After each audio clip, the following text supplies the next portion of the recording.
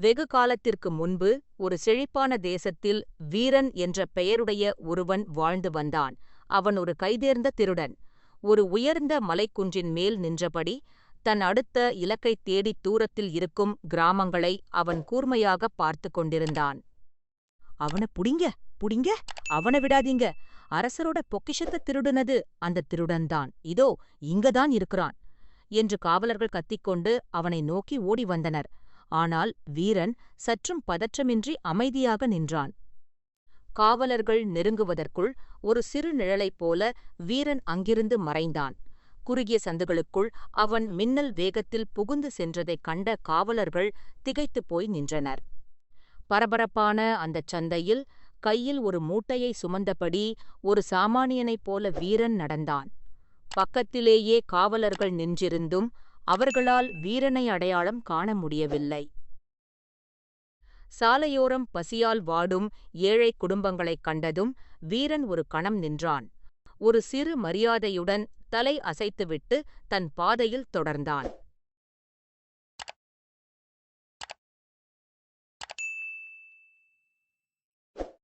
இந்த வணிகன் பேராசை பிடித்தவன்.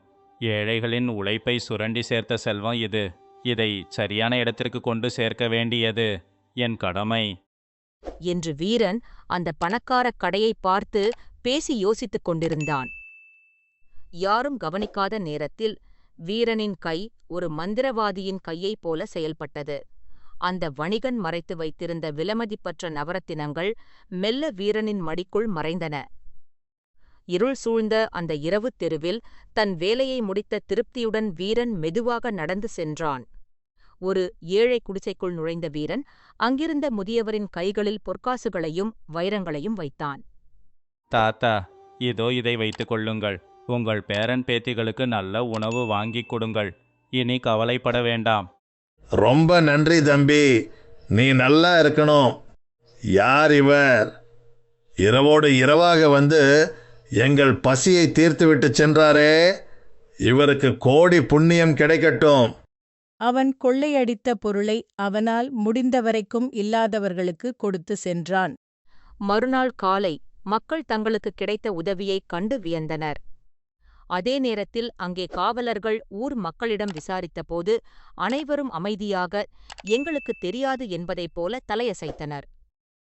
ஐயா, நாங்கள் யாரையும் பார்க்கவில்லை. நேற்றிரவு மிகவும் அமைதியாக இருந்தது என்று வீரனை காட்டிக் கொடுக்காமல் உண்மையை காத்தனர்.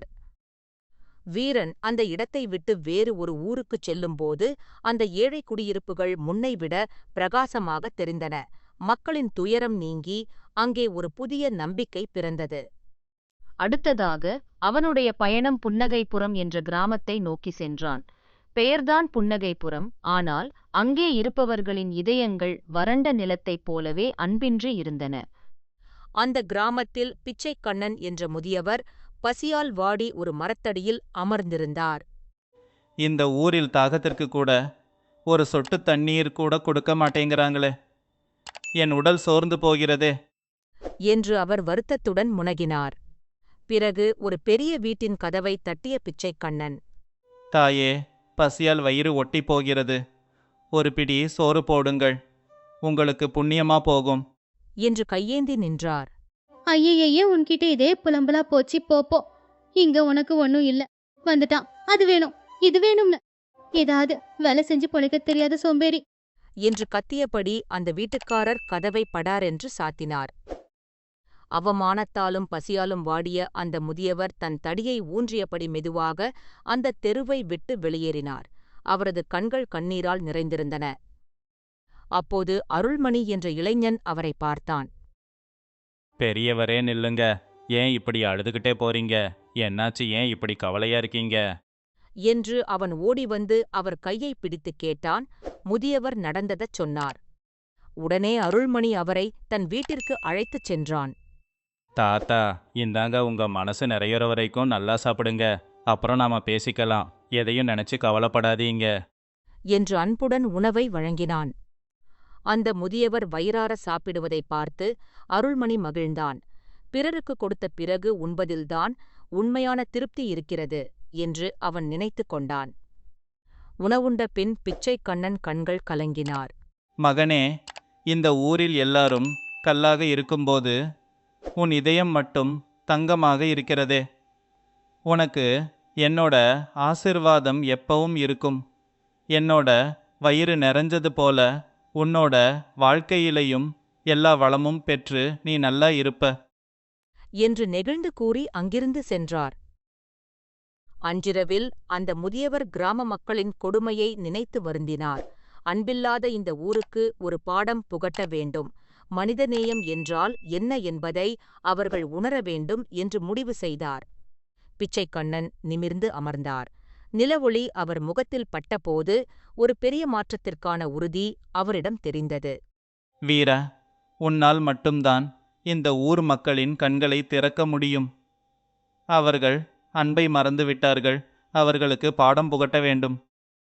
புன்னகைபுரத்தின் மக்கள் அருள்மணியைத் தவிர மற்றவர்கள் எவ்வளவு மோசமாக நடந்து கொண்டார்கள் என்பதை அவர் விளக்கினார். வீரன் அமைதியாக அனைத்தையும் கேட்டுக்கொண்டான்.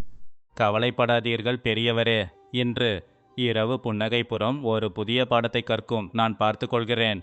நீங்கள் கவலைப்படாமல் செல்லுங்கள் என்று வீரன் அந்த பிச்சைக்கண்ணனிடம் உறுதியளித்தான். இரவு வந்தது. நிலவு மெதுவாக மேலே எழும்பியது. புன்னகைபுரம் அமைதியாக உறங்கிக் கொண்டிருந்தது.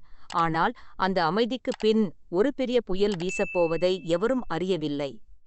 வீரன் பூனை பாதத்தில் ஊருக்குள் நுழைந்தான். சுவர்களில் அவனது நிழல் நீண்டு விழுந்தது. அவன் ஒவ்வொரு வீடாக தன் வேட்டையைத் தொடங்கினான். ஒரு செல்வந்தரின் ஜன்னல் சத்தமில்லாமல் திறந்தது.